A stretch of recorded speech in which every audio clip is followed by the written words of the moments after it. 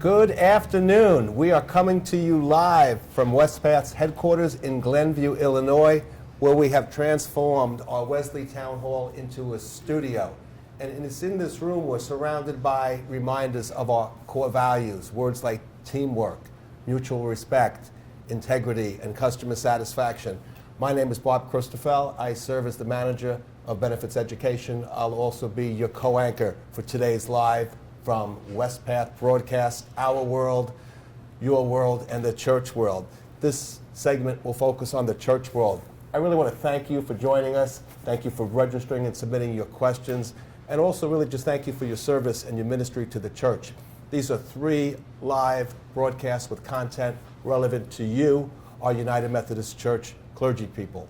With me is co-anchor and longtime colleague Peter Hang. He also serves as a client relationship manager for many of the annual conferences. Good afternoon, Peter. Hey, Bob. Good to be, again, your co-host, and glad to be with you all. You know, with over 800 of you registering to attend live from Wespath, we knew there was going to be tremendous interest in the information that we're going to share. So, again, thank you for your time. And we hope that through this broadcast, you're going to learn more about your retirement and health benefits that we administer here at Wespath as we carry out our mission as caring for those who serve. Now, if our faces look familiar, that's probably a good chance that in the last 10 years or so, maybe you've heard us present in person. If you've attended a Clergy Benefits Academy that's been held throughout the country, you might have interacted with us, or maybe your annual conference hosted a pre-retirement or retirement seminar. Well, whether we're presenting for you in person or through technology like this afternoon, we hope that through this time you'll be able to get a good grasp on content that's relevant to you. Just a few housekeeping items before we get started. This platform that we're using this afternoon is intended to be interactive with you, our audience. It enables you to ask questions. If you take a look at the upper right-hand corner of your screen, you'll see an orange arrow that'll open up a question box which you can expand. Please submit your questions as we go through the live broadcast. We do have content managers viewing those questions and will provide answers. Some of those questions will be raised up to us. With so many people registering and hundreds of questions that come in, the content is designed to answer a lot of those questions. We'll try to get to as many as we possibly can. This is being recorded. As follow-up, we will send you a link to the recording for future viewing. But we also really want to point you to additional resources that are available to expand your knowledge on some of these topics. And please complete, we're going to include a brief survey to ask you how you like this event and what we can do to better serve you at future events going forward. Well, our next segment here is going to be focusing on the church world, specifically the United Methodist Church. And we're going to look at some insights on disaffiliation, which special sessions of annual conferences have been going on for several months and into June here. We're going to look at talk about disaffiliations as they affect clergy on an individual level as well as at the local church level. And then we're going to move into sharing with you some of the legislation that Wespath is bringing to General Conference, including, some of you might be aware, a proposed new retirement plan. It's actually called Compass, and for once it's not an acronym, but it's a robust plan that's going to replace the current clergy retirement security program, so stay tuned for more details on the Compass plan. But right now we want to turn it over to Dale Jones, who's the Managing Director of Church Relations. He's with Tony Prestopino, and Dale and Tony, please share with us information on disaffiliation. Thank you, Peter, and thank you, Bob. As Peter said, I'm here with Tony Prestopino, our Director of Plan Sponsor Relations. And Tony, the D word has kind of been in the church news in a big way recently, disaffiliations. What does it all mean for Wespath?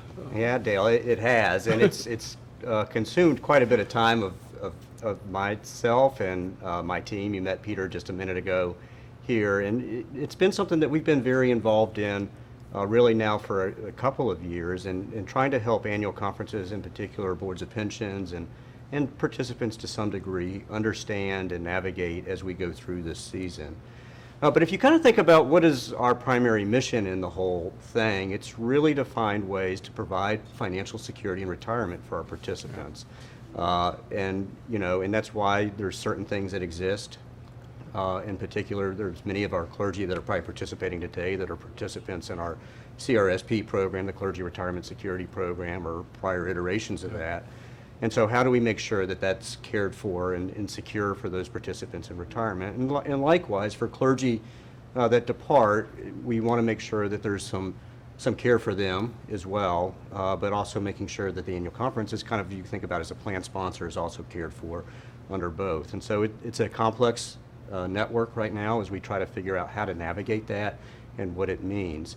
But if you think back really to Wespath's full mission, it's to care for those who serve based on the principles of the United Methodist Church. We're a United Methodist agency, as many of you know, and that's what guides us and where who governs us and where we go in everything that we do. And so that's been our mission for years. And Dale, you probably for the better part of a century in some form of another, Right. To think through and how do we care for participants, how do we make sure retirement is there for them, but we also care for active participants, and so we're looking at all that. When you think about where we're at right now, when we're out and when you're hearing from Wespath and other places, in many ways we're trying to be a non-anxious presence because it is a stressful time. For clergy, for churches, for conference leadership.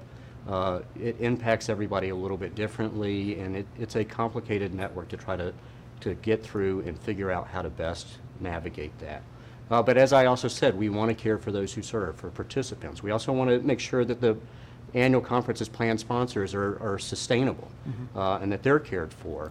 But we also realize that there's a lot of questions, and so a lot of what we've been doing is making sure that information is available on our website, that annual conferences are prepared to answer questions, that our people and our folks and team members in customer service are there. And so we have been trying to work against multiple different ways to make sure that the information is out there, relevant and timely, and responding to needs and emerging questions within the church. What kind of level of disaffiliation activity have we seen across the church so far, Tony? Yeah, so it's an interesting question, and when you ask me, it'll change week to week. Okay. And part of the reason right now is we're in a season of special sessions, and we'll soon be in a season, or if not annual conferences. I think we actually, this is May 15th, and we've got annual conferences starting this week as well. Right. So there's disaffiliation activity happening in all those. If you look at it this year, we've probably had about 1,200 churches that have been voted on so far in some sort of special session. What happens for the rest of this year is really anybody's guess. Is it 1,000? Is it 1,500? Is it 2,000? We're still trying to capture that and understand it. But we too, as these happen, we look at it and try to guess, and not more than guess, but make sure we understand what the impact is to the annual conference, to the jurisdiction, to the denomination as a whole. And right now, when you think about it, it really started right in 2019 with the passage of the paragraph 2553 that Right. allowed for churches to exit the denomination at the special session. And so when we look back to that data, and we get it from annual conferences, and our partners at GCFA are critical in this as well, right now we're at about 3,300 just disaffiliations. There's other closures that are in there that aren't captured in this number, but when we look at just under 2553, it's about 3,300 today. And of course, we know that as churches are leaving, some clergy are also leaving the connection. Tony, what does it mean for a clergy person who withdraws as part of the process of what's going on in the church? Yeah, and what happens at a clergy level really depends on the facts and circumstances for the individual clergy or participant in question. People came into ministry at different times and may be a part of different programs. Their clergy status is whether an elder, deacon, local pastor, are they retired in that relevant status or not. All are facts that we need to evaluate to actually understand what the impact is for somebody that's going to disaffiliate. And it happens similar to those who are active United Methodist clergy when they retire. I mean, those are things that impact, what kind of retirement they're going to have. But it also impacts here, and it's different for each one. And how you navigate that is somewhat complex. And I would encourage, if we have participants that are listening or watching to this, your annual conference or call our customer service will help navigate that. But a lot of people like to just go on the website, and we have information on our website that kind of lays out a framework to think about. If you're in one of these categories as an elder or deacon or a local pastor, what is the impact to you? but also what's the impact to you if you're in a retired relationship and you decide to leave or Right. depart the denomination. It's a little bit different. And there's things at the annual conference level that are impacted as well that are outside of Wespath's purview. So if there's people that are thinking about it or considering it or just generally interested, you got to start kind of with where you're at as an individual and think about how does that impact you as you work through the questions. And I suppose it would be fair to say, Tony, there are some questions that we at Wespath can answer in relation to what it means for a clergy person who's leaving.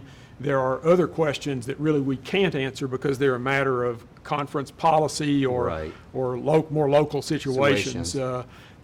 Any guidance as to like where to go for more information of, what kind of things we can help with versus what kind of things the conference might need to help with? Yeah, and I would encourage anybody that's kind of thinking about it, if you Google, and that's where most of us start, right, is we just Google something. But I would encourage participants or people who are curious about disaffiliation just in general, even beyond the question of participants. I mean, there's other avenues that this has impacted, whether on withdrawal Local liabilities, churches, and sure, local yeah. churches, and the denomination and other places, is just to Google Wespath disaffiliation, and it will take you to a website that we have devoted really to this question. And we have FAQs up there, we've got videos up there. There's updates as we put out different information in the course of this as we respond to questions across the denomination. And that also includes a chart that kind of talks about clergy status and what the impact is in there. So I would encourage that to be the first place that most of our listeners would go to, just to begin to build a base understanding of what does it mean. From there, then a lot, as you mentioned, Dale, a lot of it really depends on conference policy in terms of processes and maybe impacts on some other benefits that the annual conference provides, or what the conversation looks like in that context. And if you get to that point, then it's a question typically that starts with a DS. In many situations, if it's not there, the annual conference in many situations has material on their website to help further that. But if you need to pick up the phone and call somebody, that some of our customer service agents are there to really trained more on the particular individual situation as to what does it mean in that situation. And likewise, if somebody's getting ready to retire, whether or not the disaffiliation is even a concern there or not, or just have questions around benefits. That's where our customer service agents and team members are there to help, as well as EY is another resource, just to help navigate, because you never know what a particular individual situation is going to fully encompass. Would it be accurate to say that, for things like retirement benefit questions, since the retirement plan is a U.S.-wide plan that pretty much applies across the board to everybody, that would tend to be maybe something that we at Wespath could respond to quite ably, but things like health plans that are Exactly. maybe related to conference-specific policies, or matters of like the particular process that a conference has laid out for churches to disaffiliate, those would be questions that would need to be handled more at the conference level. Exactly right, Dale. And yeah, because many of the retirement programs, or even participation in UMPIP is a denominational-wide plan, how does that, what happens in there is best for us to answer, or to help answer in many situations. But as you mentioned, active health, retiree health, if that's available in your conference setting, those are really pertinent questions to go to the annual conference to understand what happens in those particular situations. Just kind of overall, what would you say, how would you sum up kind of what it means for us at Wespath and what we're trying to achieve through this time of kind of disruption and disaffiliation activity in the church? Yeah, so it's we're trying to come at it from multiple different ways, and like I said, to really be a source of information, to be a non-anxious presence, but with the goal of caring for people and where they're at is really our primary mission. And so that's our primary goal, and that can come forth in many different ways. But it's there. And Dale, I'm sure as you know, as we go across the denomination and talk to people, even amidst this conversation, I think it's also important to recognize just a general sense of lament or anxiety or Amen. bewilderment that is out there right now as people try to navigate this. And it, you know, conversations and where people are at are very different week to week, where we're at. But I would say, you know, even if you kind of take away, you know, the technical aspects of what does it mean from Wespath, you know, I think it's something that we're all here at Wespath, or, you know, many of us here, I know you and I are in constant prayer and thought for the church at large as we try to help everybody navigate this and what does it mean for the denomination going forward. Right, there's an impact, and when we see it roughly 3,300 churches that have disaffiliated, and that will grow throughout the rest of this year, there is an impact to it, the denomination as a whole. You know, and if we think about it back to 2019, there were about 30,000 churches that were reported up to GCFA. And so if you think about it, we're probably at about 10% right now in terms of an impact to the denomination. Now that varies widely across the jurisdictions and annual More in conference some regions than others. Yeah. And so, you know, we're there. We're there with our annual conference partners, with our participant partners, boards of pensions, trustees, and others as we all try to navigate this together. Any other parting thoughts, Tony, or maybe we can see if there are any questions from the audience that we'd want to respond to in about this whole theme of disaffiliation. Yeah. I had no more parting thoughts from me, but I'll be curious if there's any questions that have come in, Peter or Bob. Thank you, gentlemen. Really great information, and I like what Tony's guidance. If you're looking for additional information, whether it's on the Secure Act, legislation, or disaffiliation, just Google the topic in Wespath and it'll take you right to where you need to go. A lot of questions have come in that have been handled. This one, since you're addressing retiring members, what is the impact if they leave the conference? I take this to mean the impact on the conference of these disaffiliations. The impact on the conference for retired clergy to leave the conference, is that the question, Bob? Yes, sir. Well, in terms of the benefits impact or the financial impact, I think it would be minimal, at least with regard to the retirement plans, because for somebody who's already retired, there's essentially no impact on that person's continuing retirement benefits. Whatever they have already in place will continue, whether they left the church post-retirement or whether they stayed in the UMC.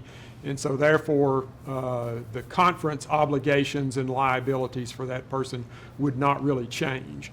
Now, for many conferences, even unrelated to matters of disaffiliation, if someone ceases to be a member of the conference after retirement and they have retiree health benefits, those retiree health benefits could go away, right, Tony, depending on conference policy. Yeah. So there could be, in one sense, a lessening of conference obligations in regard to health benefits and potentially some other conference-provided benefits for somebody's departure.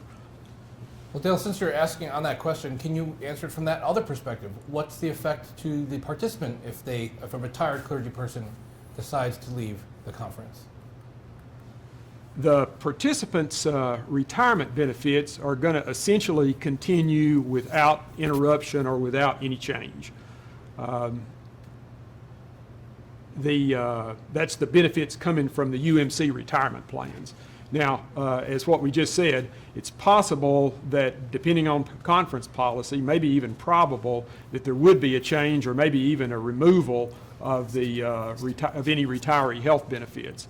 So that would be a matter that a retiree thinking about ending their relationship with the UMC would want to talk to their conference benefits personnel about to make sure, you know, what the impact would be on retiree health benefits. Yeah, and Dale, when I get that question a lot from a participant standpoint, if somebody's trying to think about what is the impact for somebody who's disaffiliating from or withdrawing from the denomination, a lot of times I first start, is this a retiree or somebody who is going to retire versus somebody who's in Who's active active, right. service? Because as you mentioned, if for a retiree, generally the benefits from Wespath continue once they've entered into a retirement relationship. And then from there, then we look at, is it an elder or deacon or local pastor if they're in active service, because the way that the benefits are impacted is slightly different. Yeah, could based be a on pretty significant change for an active person Person. withdrawing, depending, as you said, on their Clergy's conference relationship, relationship, clergy status. status. There could be a conversion of lifetime annuities that moves into an account balance, or other factors. So, Correct. anything else, Bob, Peter? Yeah, I'm going to actually consolidate two of these questions together, Dale. They're kind of related. If I leave the UMC, can I still contribute to my retirement savings? I'm assuming UMPIP. And if I leave the UMC, do I have to roll over my retirement savings out of Wespath? Okay, so the second question is the quickest one, so let me answer that first. No. You don't have to roll over your retirement savings if you leave the UMC. As far as can you contribute, to be able to participate in, say, the PIP program, to continue to make contributions, you would need to be working for, employed, being paid by some entity that can sponsor the plan, which could be a former United Methodist Church, or any United Methodist related entity or agency. And certainly we have non-United Methodist employed at some United Methodist organizations, agencies, and organizations. So that would be the key thing there, is to be working for some entity that's qualified to sponsor the plan. And if they do that, then the employee could continue to, or the pastor could continue to make contributions. Thanks, Dale. It was very intricate and complicated things, right? And glad that you two are at the head of this. Well, our last question is maybe a little bit more broad, but what would you say is the impact, the overall impact on Wespath with clergy and churches disaffiliating? Can you comment on this? Yeah, Peter, I mean, what I would say is, right, there's a season of unique work as we help people process this, whether at the annual conference level, church level, or participant level, right? It's a little bit, while it's been going on for a while, it's unusual in some ways. It's not something that we've typically done. So we've had to change our workflows and some resources to make sure that everything's being cared for. But, you know, we're still moving ahead and still very comfortable in our mission to care for those who serve. Clergy have been, on occasional basis, withdrawing from the denomination for one reason or another for Right. decades. But now to have a lot more at one time obviously creates a little different dynamic for us. Thanks. And again, one more question.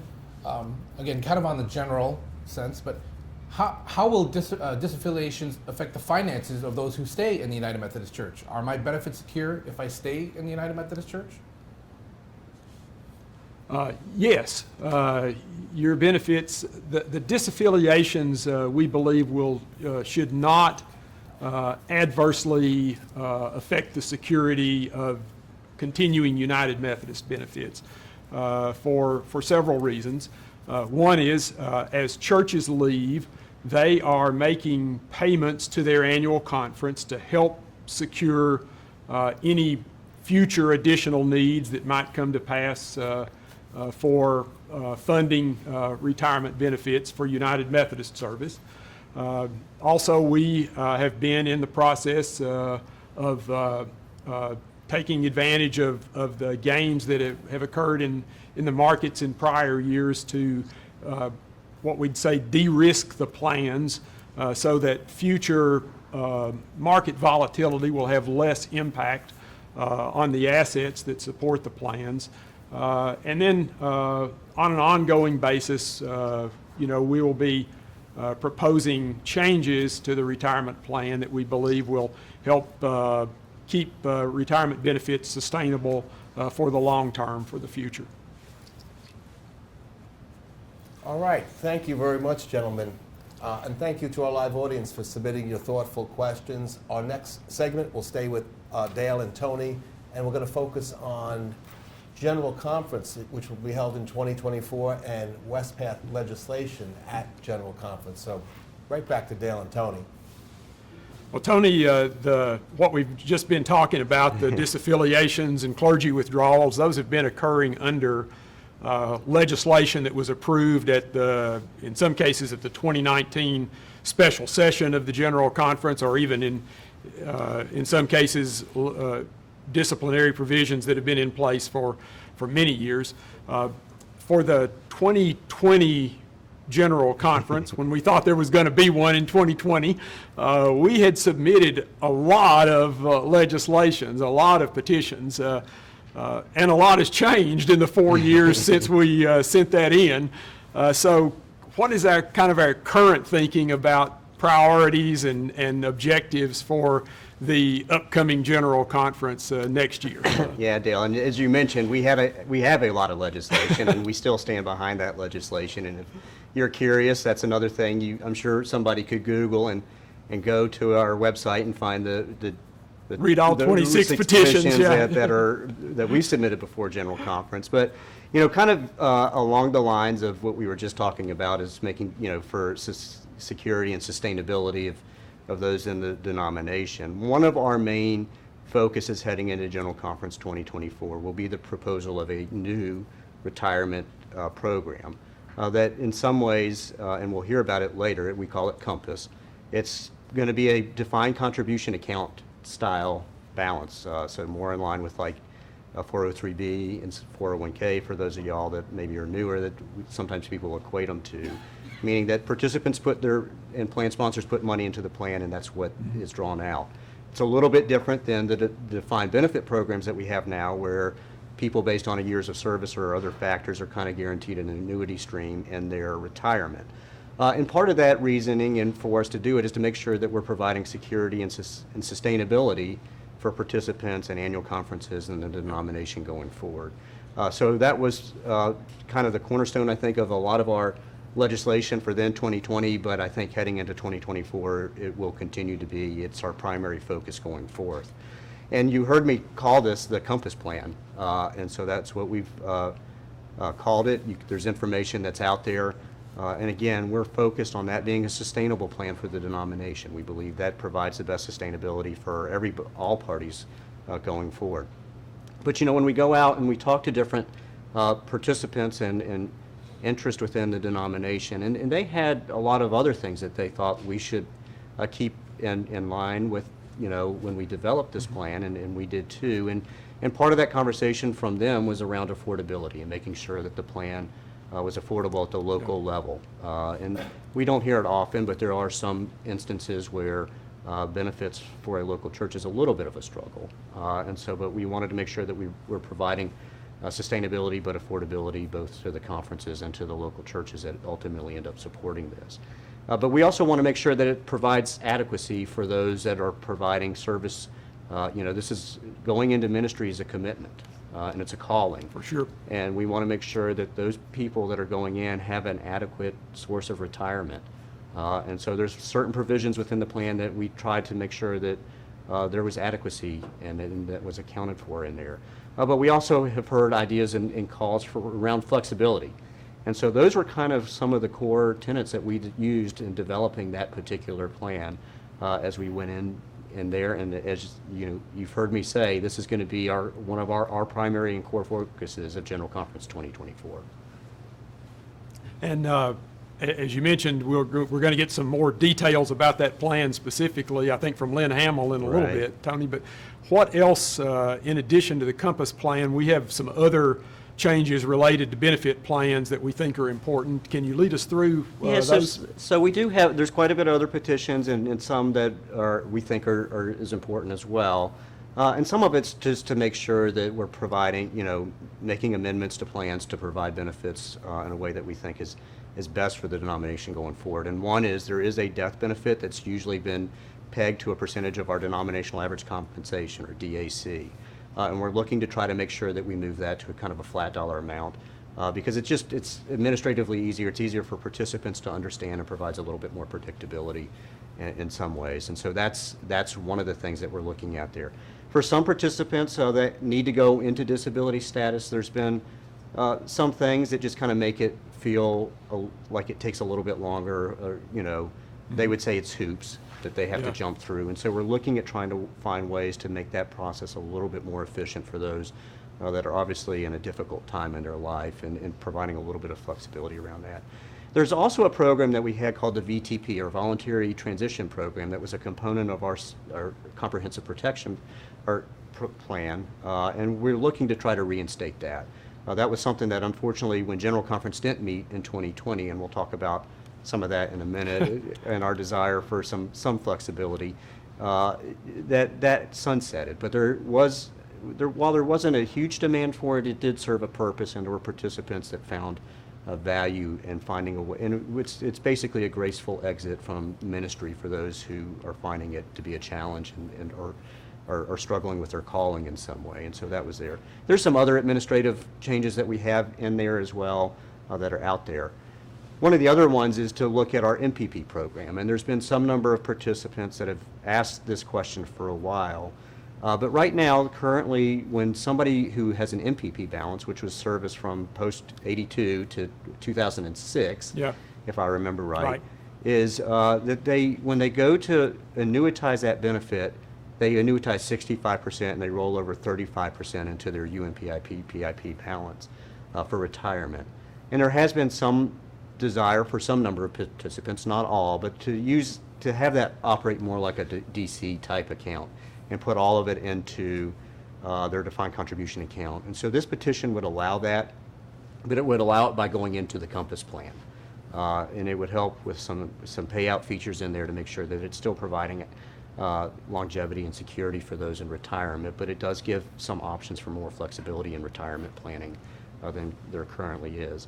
The other petition that we have out there is for those that have been appointed or serve at a general agency, and you and I are both folks like you and I, employees that serve in a general agency capacity. We participate in what we call as RPGA, so Retirement Plan for General Agencies.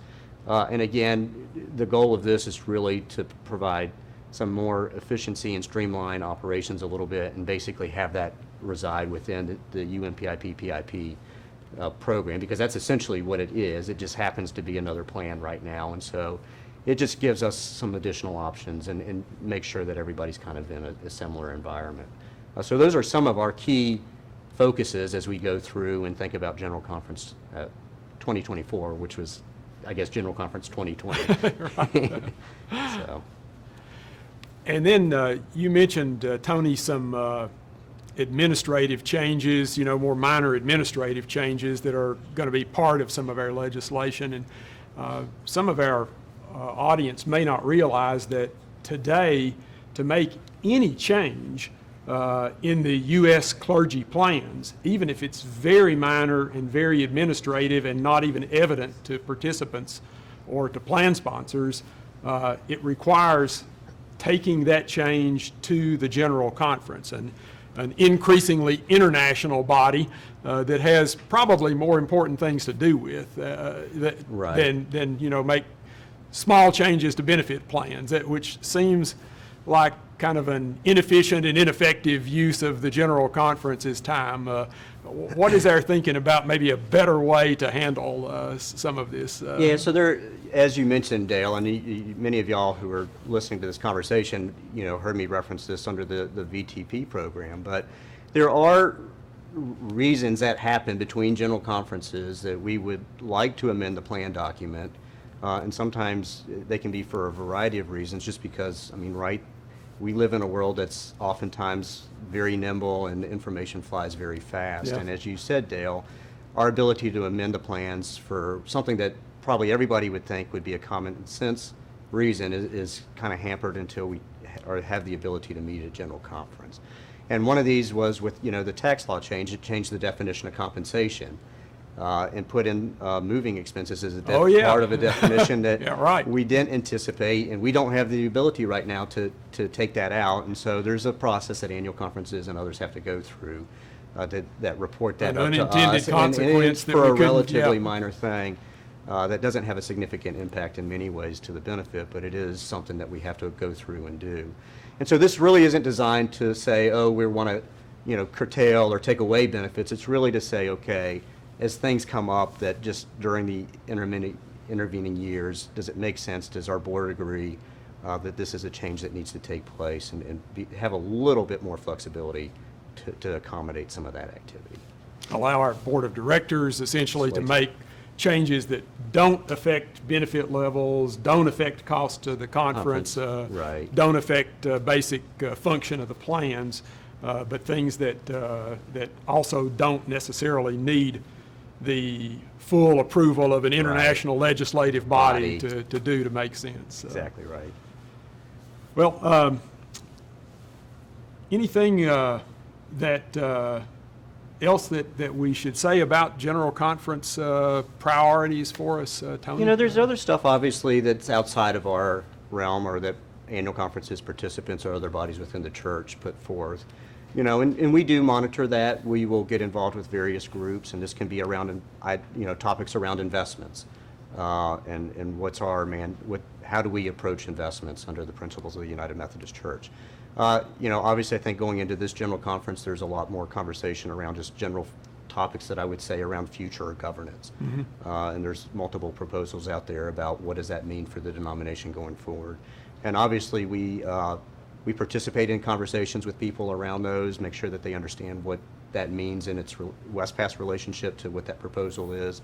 And so it's stuff that we monitor. And Dale, in many ways, that gets into a lot of where you're pretty involved, in interfacing with various groups around the denomination. So you will notice a group of us at General Conference as we help work on the legislation that we put forth, but also help groups understand the impacts it may have to Wespath and others in a broader sense.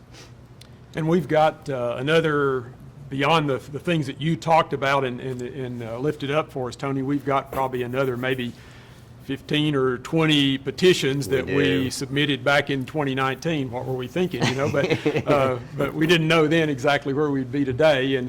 And all of those we think are worthwhile. We do. But maybe less urgent and less important than the items that you have Exactly shared right. with us about. So if the General Conference has time and approves those, well, then all the better. But if not, they're things that we think could wait until another General Conference, another year for acceptance. Exactly right, Bill.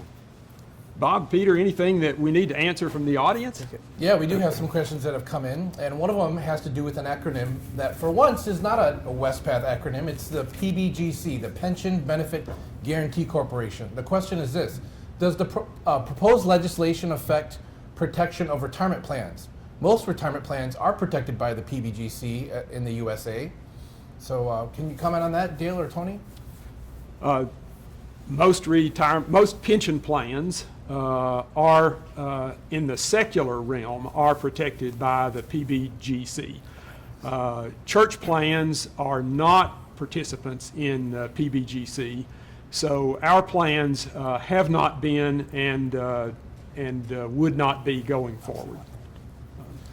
Good. That also means that we don't pay premiums to the PBGC. Correct. So yeah. Makes the plans more certainly more affordable for the church. Also, to the point that we talked about earlier around security, makes it incumbent upon us to make sure that because we don't have the PBGC protection, that we do have good security, adequate funding for our plans. And so that's a continuing priority for us and will be going forward as well. Dale, regarding the Ministerial Pension Plan, or MPP, and just for your reference, that's the plan that existed from 1982 through the end of 2006. It is an account balance now managed by Life Stage, and Current retirees can annuitize 65%, 35% continues to be a cash account balance. Very interesting. And we've seen this in our consultations and our retirement seminars. If someone doesn't start the annuitization process now, or someone even that retired last year, and this indeed does pass at General Conference, will that retired person have that additional flexibility to roll it over into UMPIP and potentially leave a balance to their heirs? The rollover into UMPIP for the 35% is, of course, available today. What could be a new option for somebody who has not yet started their MPP annuity from the 65% and who can wait until after, if assuming General Conference approves the proposal that Tony talked about, if they can wait until after that is approved and becomes effective, then rather than doing the annuity, the life annuity for the 65%, the person would have the option of having that 65% transferred into the Compass plan and then paid out through the life stage retirement mechanism, which then maintains an account balance, and if there's still money left there when the person dies, that would then pass on to their estate or their heirs or however they leave as their beneficiary. So yes, for someone who is able to wait until after that proposal, assuming it's approved, is effective, they could take advantage of that, even if they're already in the retired relationship today or retire between now and then. Thank you, Dale. And I think we have time for one last question, and that is, why is Wespath prioritizing the new Compass plan at General Conference? And if it doesn't pass, then what happens? Well, we'll say a little bit more about the prioritizing of it in the next segment. If it doesn't pass, then the current plan, Clergy Retirement Security Plan, we assume would continue for until such time as the denomination decides to make some change in the plan at a future General Conference. As far as why we're prioritizing it, going back to the objectives that Tony mentioned about affordability, sustainability, flexibility, and so forth, we believe that for the future UMC, the church going forward, that it's important to move in that direction. The plans that we've had have been good up to now, but to continue to add to the ongoing long-term liability of lifetime benefits, like have been typical for our plans for the last 95 plus years or so, is probably not a prudent thing, we think, for the future of the church. So try to make sure that we can maintain and support what has already been accrued and earned, but not continue to add to those long-term liabilities going forward.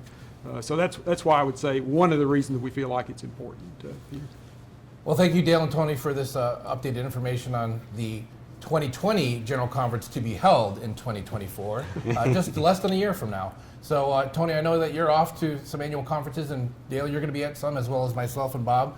So if you see a Wespath staff, feel free to say hi and say hello.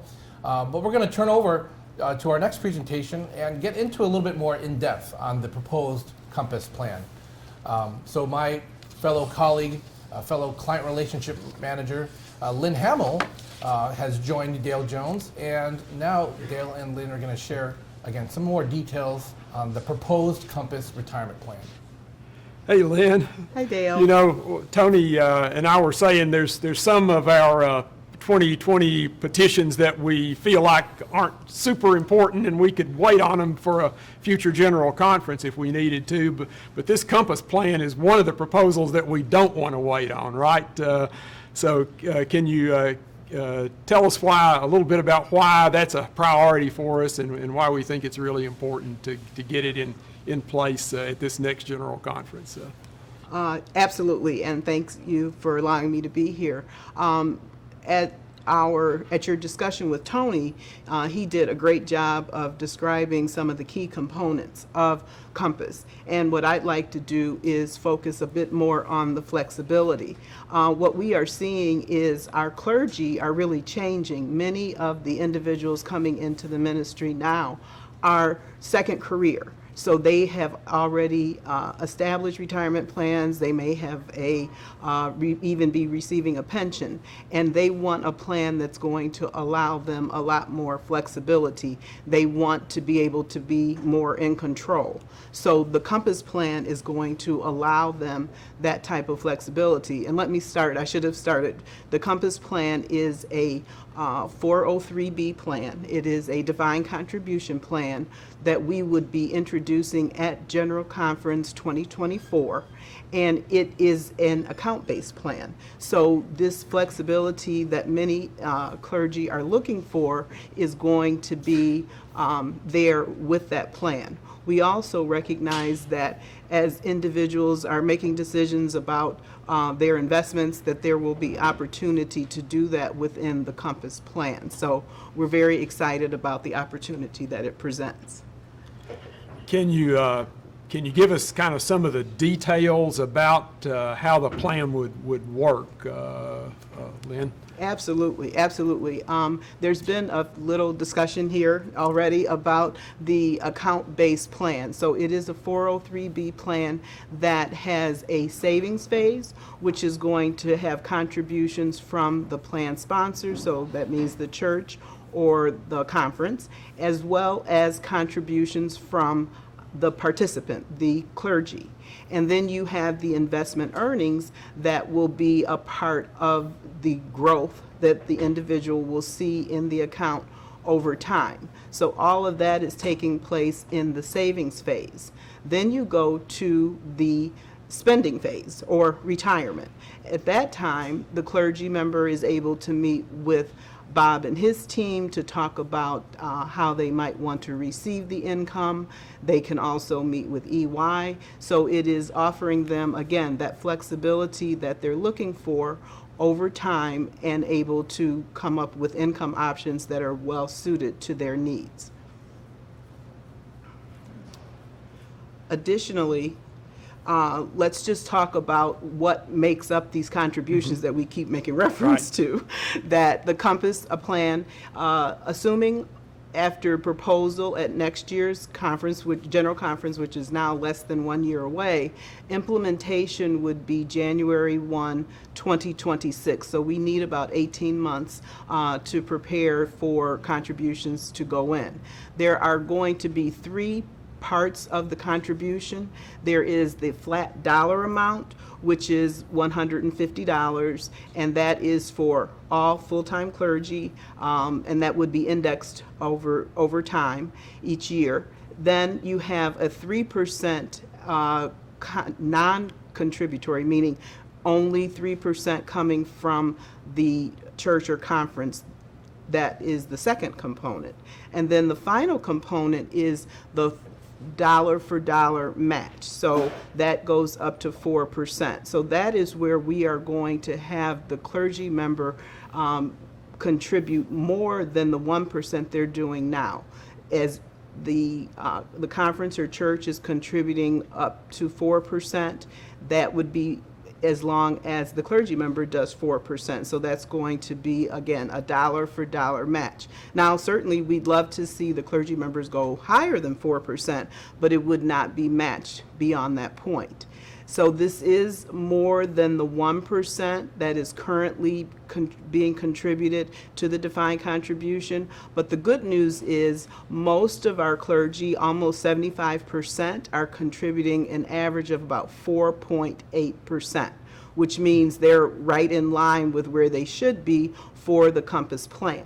Now, we do have about 25% of clergy that are not contributing to the defined contribution portion now. So what we at Wespath and the conferences and churches will have to really do is work on educating our clergy on the importance of them contributing to the plan and really to maximize the benefit that's available.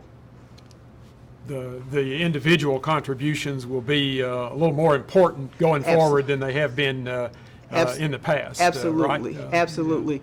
And this is really not unique as we look at the retirement world as a whole. In the non-for-profit, in the private sector, many organizations, many businesses are taking the step to move away from the defined benefit plan to the defined contribution plan. So what the United Methodist Church is proposing is very much in line with what we're seeing in the retirement world as a whole. And it's encouraging, I think, based on what you said just a moment ago, that for most of our clergy, they're already contributing at a level that will enable them to get the full amount of the conference 4% match. Absolutely, and that's where we feel very, very happy about where we're coming in at the 4%, dollar for dollar match. And again, we want to encourage the clergy members to go above that, and we'll talk about that in just a minute. There's even more, so there's more to learn, but certainly that's a good starting point. Yeah. Well, let's go on to that more to learn. More to learn. Okay. So our foundational principles, again, are going to be maintained, and that is the longstanding values of the United Methodist Church and the desire to maintain secure and adequate retirements for our clergy. And so with that, we are going to also address some emerging needs. I think earlier sessions, there was some reference to the education debt, which is very much in the forefront of many of our clergy members' minds. Mm-hmm. So the new Compass plan would acknowledge the debt repayment that individuals are making and allow those contributions to help them receive the matching component from the church or conference into their retirement plan. So if you have an individual who is already making debt repayment and says, well, I can't do debt repayment and make a contribution to my retirement plan, up to, again, the 4% level, depending on what their debt is, they would receive the matching amount from the conference. So we recognize debt repayment is important because we certainly look at a holistic view of the financial wellness, but we also understand retirement savings is important, so we want to assist in the clergy members in that process. So that is a part of the Secure Act 2.0. So if I'm, say, paying off my student loans and I'm making payments that are at least 4% of my compensation, that will qualify me for the full church match of the 4%. Exactly. Yeah, so wonderful. It's great. It's great. So we're very excited about being able to offer that as a part of the program. And finally, as we look at our foundational principles, we also look at the changing church. We've spoken about the individuals who are entering the clergy as a second career, but also, as Tony and you talked about in the earlier session, the disaffiliations are a big impact to the church, and we want to see where we are and make the appropriate decisions. So we believe that the Compass plan allows the appropriate amount of allows the appropriate framework in which to have the plan. And then finally, we just want to talk a little bit about a few details associated with the Compass plan. We have the automatic enrollment and auto escalation. And again, these are features that are very common to many retirement plans, where an individual will be automatically enrolled into the plan, and they would be enrolled at that 4% level. So again, that's going to meet the matching component, so they can get full benefit of the church's contribution. Then there's also auto escalation, which would be set by the conference, but very often we would see that at a 1% increase per year to a desired level. Probably 10%, but again, that's going to be with education to teach our clergy the importance of contributing to the retirement plan. And then additionally, in terms of investments, we have talked about earlier the life stage investment management program, and those investments would be available in the Compass plan. Many are using, I think I heard earlier, 70% are using that within the personal investment plan now. And then they will have the income stage available when it is time to withdraw. And then finally, when you look at the annual base and wage base, it is going to be based on wages, not including one-time expenses or one-time fees. I'll say like moving allowance. Excuse me. That would not be included. And I think that's probably all of the information about the Compass plan in terms of what we are proposing for next year. Thanks, Lynn.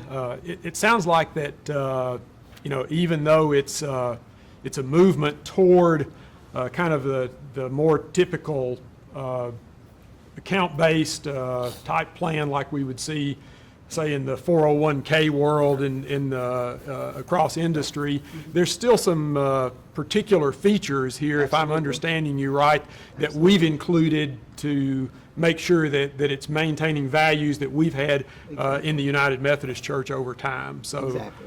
the managed payout of the church contributions through the life stage. Exactly. That will not be quite the same as lifetime annuity Right. income, but it will at least help approximate lifetime income. Exactly. And then you mentioned like the fixed dollar amount, which will help assure a good level of retirement benefits for the clergy whose compensation So maybe is not all that high. Exactly, exactly. So we've tried to instill components that address the needs of all of our clergy. So those may be on the lower pay scale, and recognizing, again, the debt repayment opportunity for with education debt and still receiving contributions. So we think the program is well designed for the United Methodist Church and its clergy. And I know, I think across industry, we see that these features like you described, like the automatic enrollment and escalation, help people have better retirement outcomes. Exactly. But suppose I, didn't want to contribute 4%, I wanted to be one of those 25% that's Right. not making any contribution, Right. or maybe I'm already contributing 10% and I want to, what are my options in regard to the automatic enrollment and automatic escalation? Yes, so it is not, you have the option to opt out. So first of all, that be clear that is the choice of the clergy member. Additionally, they can do at 1%, 2%, or 3%. They just have to understand that they will then only be matched at those levels as well. Now, if they exceed the 4%, then they would only receive 4% from the church or conference, but that would be great because they are taking a lot of steps toward ensuring a secure retirement. So again, I think that's where we want to reinforce the importance of our benefit educators and the EY program for our clergy members to make sure that they are understanding what they can do and how to best maximize the benefits of the retirement plan. And those automatic features, I guess like pastors are like probably everybody else in retirement Right. plans. They don't always take time to do the things Right. that are in their That's best correct. interest. I That's don't correct. always, I That's know. correct. And so the automatic features kind of do that for me Exactly. if I'm not Exactly. taking time to do those myself. But if I want to do something Exactly. different, then I've got that choice as well. Exactly. So that seems like a good combination. I think so. I think yeah. it should be a winning program. Suppose that somebody, has most of their clergy service already completed before this plan goes into effect, say in 2026. What does it mean for somebody, for their service prior? What does starting Compass mean for clergy service prior to 2026 or its So for effective date? the longer serving clergy member, Compass is not going to be as impactful because they would have very small accumulations in there. They will continue with the clergy retirement plan, the defined benefit plan, and receive their benefits from there. And the increases that are determined by the denominational average compensation at 2% annually would continue. So they would receive their retirement from that program, or the bulk of their retirement from that program, where a younger clergy member or newer serving clergy member is going to see most of their retirement be from Compass. So those who have a larger service or longer service should feel very secure that that is going to still be there. And for those who are newer, Compass is going to be, hopefully, if approved. Right. That's the key. that's always That's a the key, contingency. right, that is going to pension be for a few more approved years. at General Conference, and that would be their program. So if I'm retiring, say, in 2028, Right. then all of my benefits under ministerial pension plan and Exactly. CRSP Those are up through in- 2025 Right. would continue. Right. And Correct. I'd have then a couple and Just a 2.5 couple years or years. so Exactly. of the Compass benefits on top of that. So, Exactly, yeah. exactly. Okay. Combine those two. Anything else that you can think of that our folks should know about the Compass program, Lynn? I think that I've covered everything, unless there's some questions maybe from Bob or from Peter. Yeah, we do have some questions, and a couple ones that I'm going to field first, if that's okay. Sure, The go Compass ahead. plan is for clergy. And again, as mentioned, it's going to replace the current plan, the Clergy Retirement Security Program. Most lay employees of the church are enrolled in another 403B, which is the United Methodist Personal Investment Plan. And the other question is, for those who already have pension vested, so in the pre-82 plan, the ministerial pension plan count that Bob talked about, or CRSP, will I continue to be eligible for those? The answer is yes. Those benefits will still be intact. If Compass is passed at General Conference, it would be implemented, let's say, January 2026, and be the plan then going forward. But clergy would be retiring. They probably have some benefits in MPP, some in CRSP, and the future potential Compass plan. And I think Bob has some questions. Yeah, I'm going to combine these two questions together, Dale and Lynn. How will Compass actually help younger clergy? And then a different question came in, what about second career or late to ministry clergy? How will it benefit those two groups? I think it's which we've talked about a couple times, the flexibility, and that we're going to have the younger clergy or those who are second career, they're going to have an account that they are able to control. They will have that $150, the flat dollar amount. They will receive the 3%, and then they have the matching, the 4% dollar for dollar. Well, they can make, of course, they can go beyond that 4% for the clergy members. So I think it's going to let them have a better understanding of how to save for retirement and to work with, again, Bob, your team, the benefit educators, on building a strong retirement.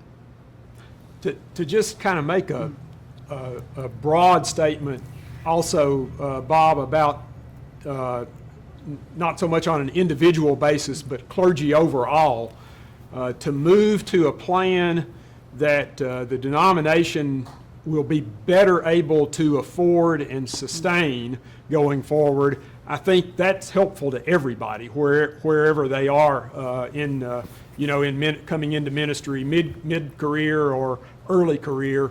That's a better situation for everybody for the long term, because that means that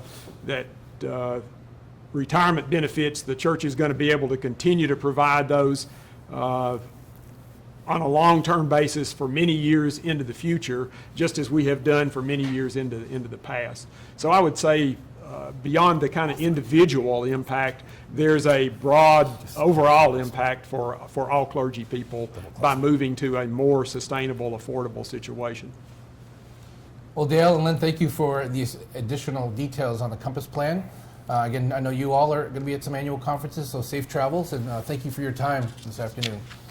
Bob and I you. have a couple follow-up questions that we're going to address here before we close this section. Bob, what's the question about the housing allowance exclusion? Yeah, apparently some of our viewers are interested. You got them thinking about the housing allowance exclusion, and this is a whole bunch of questions. We'll try to combine them, but we would always recommend you seek the advice of a tax advisor or consult with EY Financial Planning Services.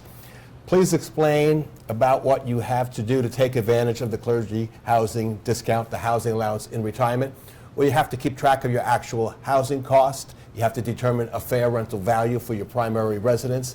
And then the annual conference, at each annual conference will, in the conference journal, designate what's allowed to be excluded. So for everybody, that's going to be some, maybe a lot, maybe all of their income from Wespath. Is it necessary to fill out a form or let Wespath or the IRS know about this? No. You just want to make a legitimate, bona fide attempt to track housing costs. We do have for your guidance a housing allowance exclusion worksheet that is available to you. Is there a deadline as to when that this is decided? No, it's decided at each annual conference. And the last part is, are we aware of any issues, IRS issues with clergy claiming this? Well, we do know that over the years that this has been challenged in courts and upheld.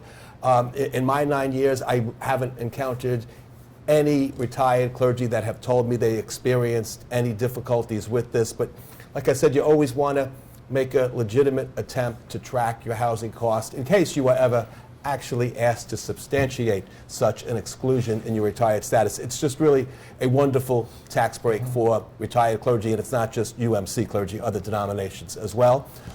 Yeah, and Bob, if anyone Googles Wespath and housing allowance exclusion worksheet, that worksheet that you mentioned is available, and you can use that as a guidance. The IRS does not provide any official forms. But again, and the question I hear a lot is, where do I designate? I'm retired, but where do I designate my housing allowance? And usually that's because as an active clergy, many clergy have to designate an amount. In retirement, it's actually a lot easier. It's the amount that you receive from all the benefits you're eligible for from Wespath. So whether that's the pre-82 plan, MPP, CRSP, hopefully maybe this Compass plan, but even your personal contributions in UMPIP. All of those are eligible to be used towards the housing allowance exclusion. So basically for a retired clergy, when they receive their W-2 in January, that's what they'll use in box one, and some people get 2 W-2s depending on their accounts. But the total of that would be what you've received and what's your housing allowance. So like Bob said, definitely consult a tax advisor, and EY, I'll give you that toll-free number again. It's 800-360-2539. That number is all over our brochures and our website. But again, that's EY Financial Planning Service is a tremendous free and optional service that all clergy and lay participants have available to them. Bob, I'm going to finish up with one last follow-up. Is actually from our previous Our World segment, and basically had to do with the volatility. So if you remember, we were talking with Dave and Joe about volatility, and the additional piece that we wanted to share is, even though you might be coming to retire at age, say, 65 or 67, most clergy and most folks don't deplete and liquidate all their accounts at retirement. Sure, they might take a big chunk for a vacation or repairs or whatever it might be, but a lot of the people keep their balances for 5, 10, 15, 20 years or more in retirement. So just remember that even in retirement, you still have a long time to invest your monies at Wespath. That's all I wanted to share, Bob. All right, well, thank you all for joining us for this Church World segment of this live from Wespath broadcast. We hope you found the information meaningful and relevant. We'll be sending you some additional resources, that follow-up survey, and a link to the recording. But thank you so much for joining us. Yes, and if you're watching live, and if you can stick around in about 7 minutes at 3:30 p.m. Central, we're going to begin our final section, Your World, where we're going to be taking a look at some of the details from the updated 2022 Clergy Wellbeing Survey. We're going to hear some tips and tricks on how to maximize the benefits from our well-being programs. We're going to hear some explanation between the health savings account and the flexible spending account. I know I always get those confused. And then also something that's exciting, a new care coordinator service that's being offered through HealthFlex in 2024. So stay tuned, or if you're watching live, just click on the link that you see right next to this video. But now we're going to go to these messages.